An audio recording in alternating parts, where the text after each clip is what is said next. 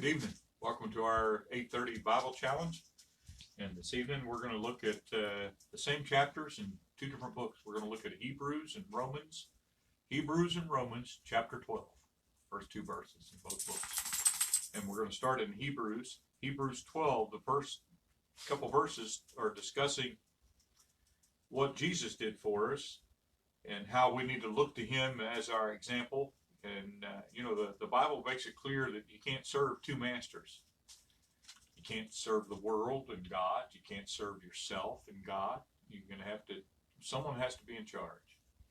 And so here's what Hebrews 12, 1 and 2 says. Wherefore, seeing we are also compassed about with so great or vast cloud of witnesses, let us lay aside every weight and the sin which doth so easily beset us, and let us run with patience the race that is set before us. And so we're challenged to put aside anything that might be weighing us down or getting in the way of us living for the Lord. And then verse 2 says, looking unto Jesus. See, he's our example. It says, looking unto Jesus, the author and finisher of our faith, who for the joy that was set before him endured the cross. I was just talking to a young man this evening about that concept, that Jesus, for the joy that was set before him. See, Jesus knew, if I do this, if I die on the cross for the sins of the world, the joy is, there'll be all kinds of people believe in me and put their faith in me, and they'll have their sins forgiven, and I am going to endure the cross. It'll be nothing. It'll be worth it all. And so it says, who for the joy that was set before him endured the cross, despising the shame. As bad as it was, they mocked and made fun and pouted and stuck out their bottom lip and mocked him, made fun of him. And Jesus, he just tossed that all aside. He despising the shame.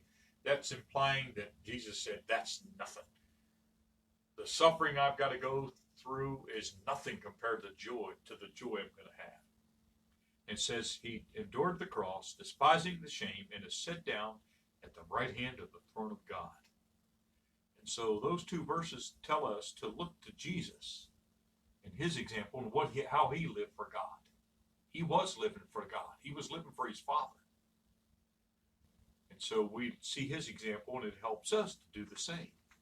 Then if you turn to the book of Romans, Romans chapter 12, and Paul says, I beseech you, or beg you, therefore, brethren, by the mercies of God, that you present your bodies a living sacrifice, holy, acceptable unto God, which is your reasonable service. Be not conformed or fashioned after this world, but be ye transformed by the renewing of your mind, that ye may prove or live out what is that good and acceptable and perfect will of God. And so Paul challenges us. He says, now that you know Jesus, in light of all that God has done for you, turn your life over to God and live for God. Make him the one that's in charge. You can't serve two masters.